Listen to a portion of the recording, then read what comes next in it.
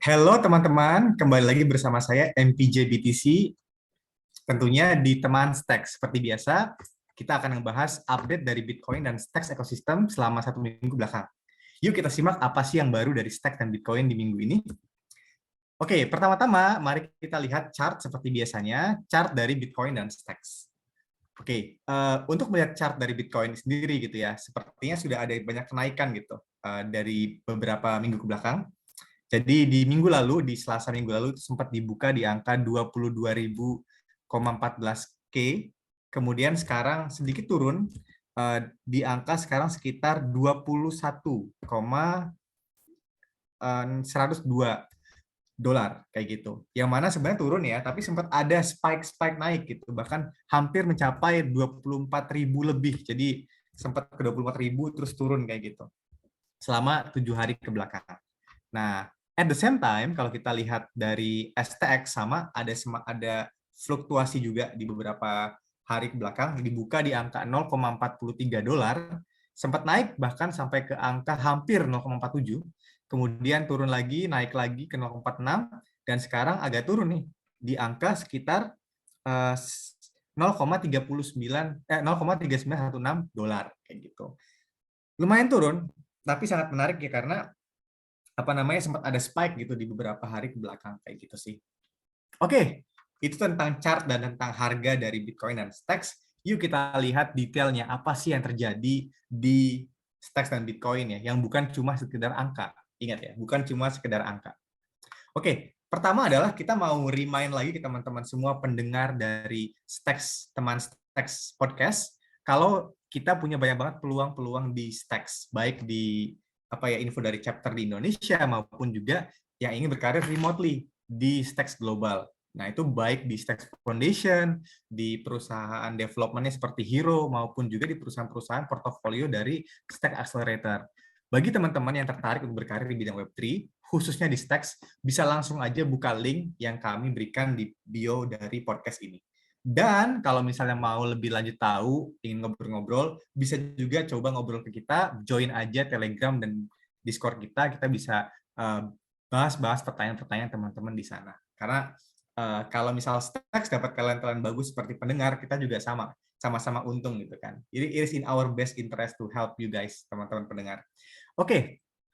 Nah, di sini ada banyak banget yang menarik dari opsi karir di Stacks, dari mulai lokasinya, kemudian gajinya, kemudian juga fleksibilitasnya gitu karena bisa remote dan juga sangat vibrant banget teman-temannya gitu karena kita komunitasnya internasional gitu kan. Jadi bagi teman-teman yang ingin cari petualangan yang internasional bisa remote di rumah gitu, dia coba Stacks ini career gitu ya. Itu udah komplit banget dari cuma Stacks Foundation, Hero sampai banyak banget perusahaan-perusahaan lain kayak gitu.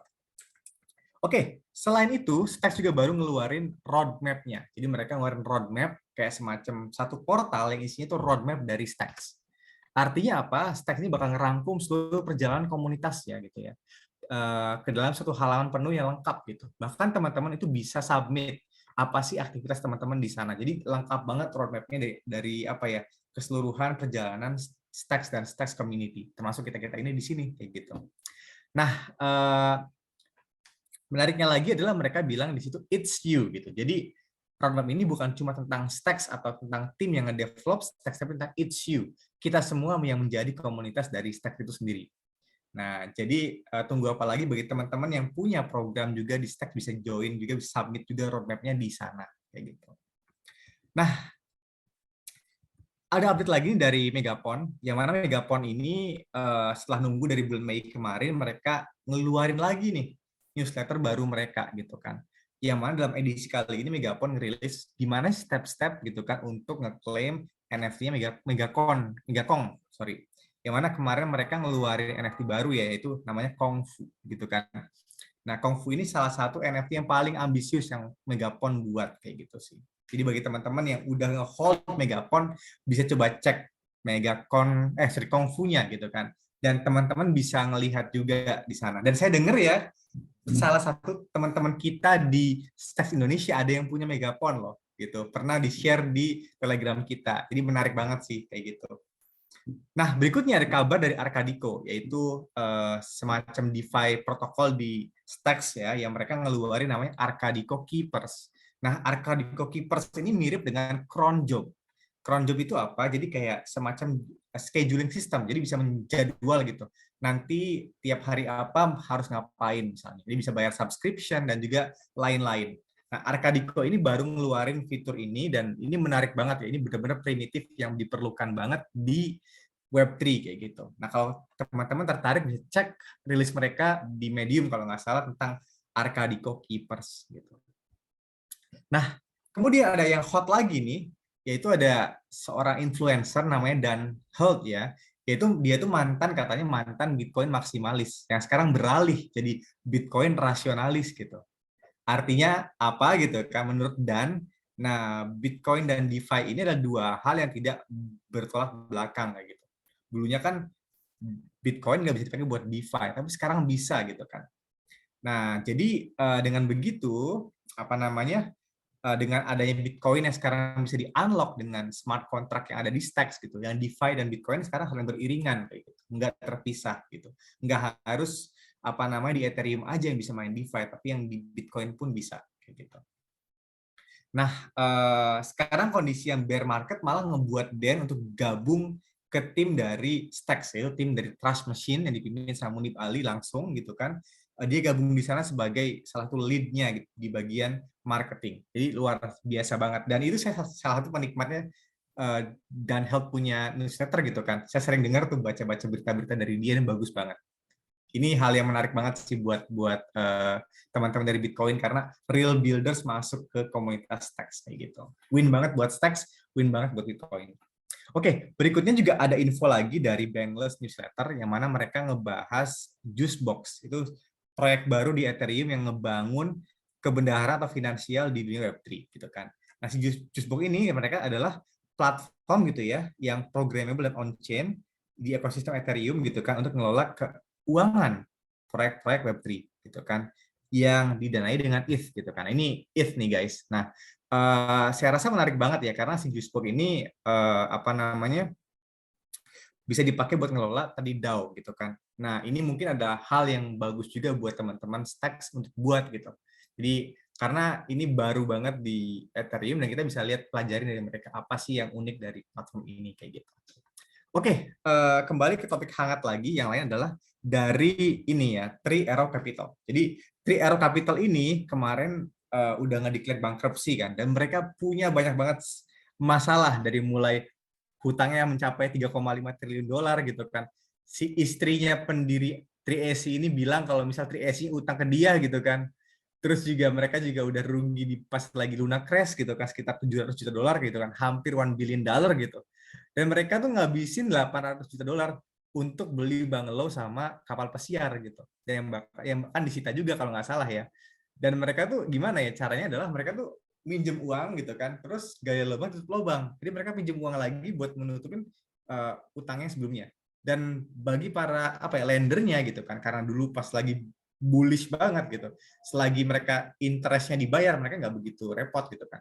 Nah pas lagi bearish, pas mau ditagih gitu ya, udah hancur semua gitu kan, karena jadinya udah nggak ada underlying-nya lagi nih gitu, udah habis gitu hutangnya gitu kan. Akhirnya mereka bankrupt kayak gitu. Dan memang ini adalah satu momen-momen di mana apa ya kripto nih jadi bahan apa ya bahan apa ya, kritisasi dari masyarakat ya, kayak kenapa sih pakai kripto gitu, kripto banyak banget kayak keanehan kayak gini, scam dan lain-lain kayak gitu kan, bahkan kayak ada bankruptcy dari hedge fund ternama gitu. Nah ini salah satu hal yang ngebuat kripto sering dikritisi, tapi menurut saya ini adalah cara untuk apa ya bagi kita untuk melihat gitu kripto harus kayak gimana sih gitu. Nah, mereka tuh kebanyakan itu minjem di CeFi lender, centralized finance lender gitu. Jadi apa ya kalau teman-teman lihat beritanya apa namanya mereka pinjam di dua tempat. Ada yang centralized lender, ada yang decentralized finance lender. Tapi mereka bakal melunasi yang DeFi dulu karena DeFi itu kan di enforce by code gitu. Jadi harus benar-benar dibayar gitu. Karena kalau nggak dibayar bakal likuidasi semuanya gitu. Sedangkan kalau yang satunya gitu kan, kalau nggak di enforce gitu kan, ya nggak masalah gitu kan, karena bisa pakai hukum, bisa jalur persidangan kayak gitu sih. Nah, itu tentang Three Arrow Capital. Oke, semoga bagi para orang yang apa ya dipinjemin uangnya sama 3AC gitu kan, semoga apa namanya cepat beres deh masalahnya. Oke, berita yang baru lagi hangat lagi adalah Tesla ngejual 75% dari Bitcoin-nya pada Q2 gitu kan. Nah, terlepas dari di Elon Musk ngabarin kalau misal Tesla nggak bakal jual Bitcoin-nya, tapi ternyata Teslanya ngejual gitu. Nah, ini apa namanya menarik ya karena katanya si Elon Musk sih banyak lockdown di Cina dan mereka apa ya khawatir juga sih tentang dampak Bitcoin terhadap lingkungan gitu.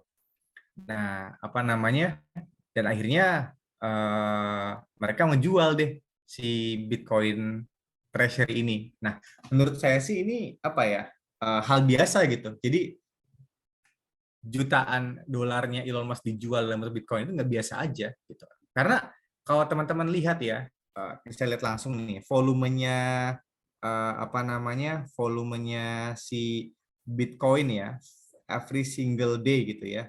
Kalau kita lihat si volumenya Bitcoin itu adalah sekitar 24 jam yang lalu itu 11 juta dolar gitu kan. Sorry ini STX kalau Bitcoin lebih kayaknya. Kalau Bitcoin itu bisa sampai berapa nih? 38 billion dollar. Jadi kayak Elon Musk jual tuh kayak geli-geli aja sebenarnya gitu. Karena Bitcoin itu trading tiap malamnya gitu ya. 38 billion dollar kayak gitu. Jadi Elon Musk jual 1 billion pun nggak kerasa banget sebenarnya. Oke, lanjut lagi. Ini ada kabar lagi kalau misal Minecraft tuh ngelarang NFT pihak ketiga buat dijual kayak gitu. Karena nggak adil katanya buat para pemilik sama non pemilik NFT. Ini menarik banget sih karena apa ya? Sekarang jadinya apa ya? Banyak banget.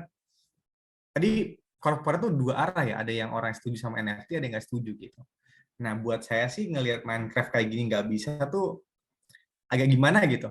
Nah, jadi apa namanya? Menurut saya ini apa ya fenomena menarik yang kita bisa harus perhatikan terus nih. Kira-kira gaming industry bakal kayak gimana gitu. Apakah embrace NFT, apakah tidak embrace NFT? Kayak gitu.